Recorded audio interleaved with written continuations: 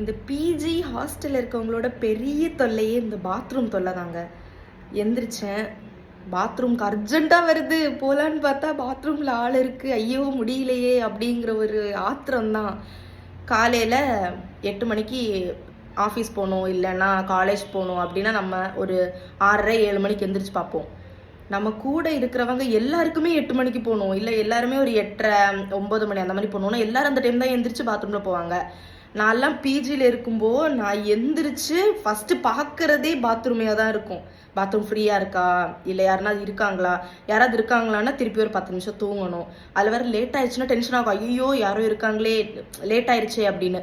யாரும் இல்லைன்னா சரி ஓகே கடன்னு நம்ம எந்திரிச்சு பார்க்கும்போது மற்ற 3 பேர் தூங்கிட்டு இருப்பாங்க. பாத்ரூமில் யாரும் இல்லை, இதுதான்டா சான்ஸ்ன்னு பாத்ரூம்குள்ளே ஓடிடுறது கடன்னு.